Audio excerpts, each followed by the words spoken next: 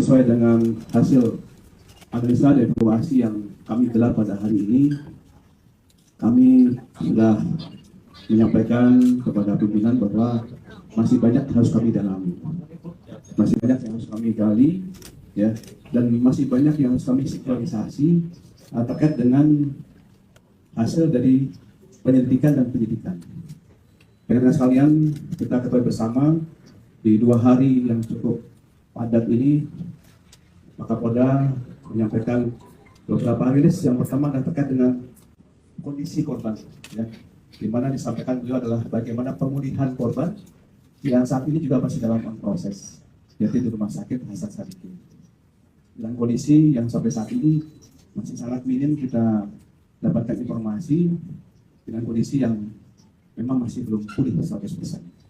Berdasarkan keterangan saksi korban, ya, dan juga pengantar R, dan ketika sudah diantarkan di situ, yang bersangkutan akhirnya melarikan diri, dan salah satu dokter forensik yang menyampaikan kepada kita hasil visum et repertum itu, yang dikatakan awalnya dari kecelakaan, bukan dari dokter menyimpulkan bahwa ini adalah bentuk luka hasil kekerasan yang dalam waktu yang cukup lama. Dokter, bahwa posisi kami masih akan terus berdalami dulu, sehingga nanti setelah lengkap jelas baru akan kami sampaikan lebih lanjut.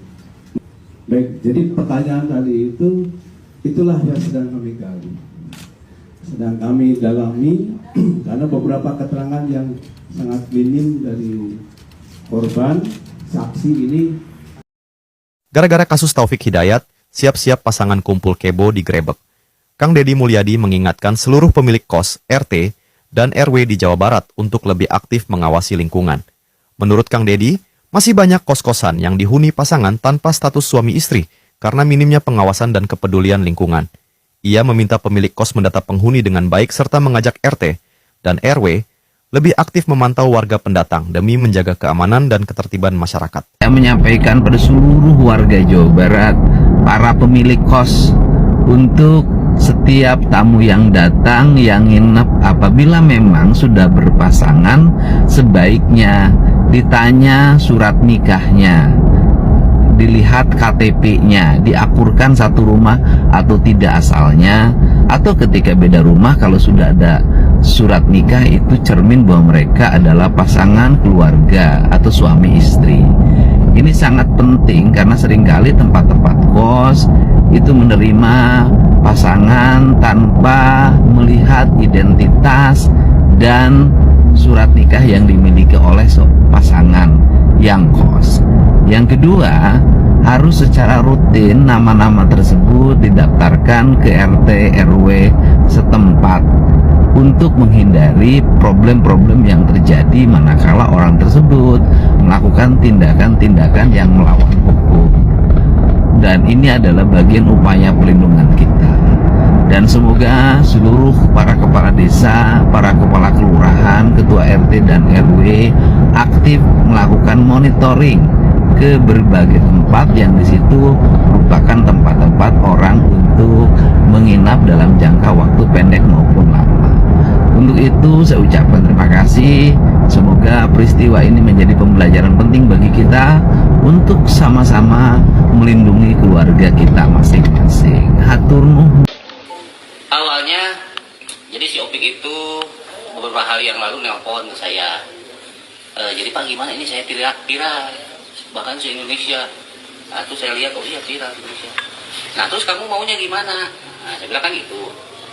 Ya Pak, gimana ya, minta bantuan perlindungan. Mungkin karena saya kan punya anak di kepolisian juga, mungkin dia mikir ke sana. Jadi ya udah gini aja. Kamu kalau misalkan lari-lari, kalau mujur sampai kakek-kakek pasti lari, capek. Saya bilang gitu. Itu yang pertama. Yang kedua, karena di medsos sudah rame, kamu bisa jadi ketangkap warga mati di jalan. Atau yang ketiga, ketangkap sama polisi, kayak di TV ditembak. Itu kamu pilih aja mau yang mana. Ya mikir lama. Sampai pada akhirnya kemarin, ya udah Pak, saya ngikut Bapak aja mau menyerahkan diri. Ya sudah, kalau menyerahkan diri nanti saya telepon pihak berwenang. Nah kebetulan saya telepon Pak Hendi ya tadi ya Pak Hendi kebetulan dari kepolisian juga. saya koordinasi dengan Pak Hendi.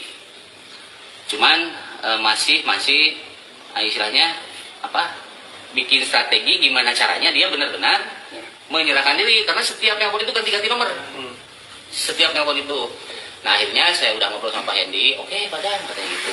Ya gimana, gini aja Pak, kalau misalkan dia rencana mau ke rumah saya, Pak Hendi siap-siap datang ke rumah. Oke, katanya gitu. Nah kebetulan dia telepon lagi, Pak saya sekarang mau menyerahkan diri. Nah, saya bilang kamu harus kooperatif. Oh iya, saya selalu kooperatif. Datang ke sini, Pak Hendi udah dari sini. Kebetulan Pak Hendi itu dari Polda ya, Polda. Nah, Pak Hendi udah ada di sini, datang sini, terus sama Pak Hendi dibawa masuk dulu ke sini ngobrol. Jadi teknisnya gimana? Setelah ngobrol sebentar, barulah dibawa sama anggota Polda, dibawa ke Majalaya dulu, penuh di Majalaya. Saya juga ngikut di sana. Nah, karena perjanjiannya boleh saya menyerahkan diri, tapi Padang ikut juga katanya. Didampingi. Nah, akhirnya saya ikut dari belakang. Sempat dia Pak Hendi itu nelpon, Padang masih di polsek, masih ini si Opik, jangan sampai pulang. Oh iya, saya bilang gitu. Saya juga kooperatif. Dia nyerahkan diri, saya ikut. Nah, sampai di Polda saya pulang ngantuk. Berarti Pak, itu kan hasil dari nego. Iya, karena gini. Kenapa dia nelpon ke saya? Tahun 2023-2024 pernah satu pekerjaan. 2024 dia keluar pindah ke tempat lain. Nah, kebetulan saya kan paling tua di pekerjaan deh. Jadi yang dituakan anak-anak kalau ada apa-apa nelpon saya gimana, termasuk si Opik juga. Nah jadi gitu Baraya, kronologis penangkapan si anjing Topiknya. Jadi kalau misalkan ada yang bertanya siapa sih bapak-bapak yang tadi ngomong teh, dia namanya Pak Dadan, mantan atasannya si Jurik Jarian Topik gitu ya, atau orang yang dituakan di pekerjaan lamanya. Jadi kontekan si Topik nelpon Pak Dadan. Namun misalkan gitu mah ya, orang yang menemukan Topik terlebih dahulu atau yang berkomunikasi dengan Topik terlebih dahulu kan Pak Dadan. Bapak KDM bisa meureun atau Pak Dadan ya, Pak Dadan dapat sayembara 250 jutanya. Atau mungkin ya nanti kita dengar penjelasan lebih lanjut dari press release Polda Jawa Barat seperti apa kronologis penangkapan Topik Hidayat. Apakah benar seperti yang diceritakan oleh Pak Dadan ini? Ini sudut pandang dari gua yang tidak bisa memandang tentang kasus wanita yang matanya dibutakan, brother. Waktu gua denger kasus ini, nggak masuk di otak gua.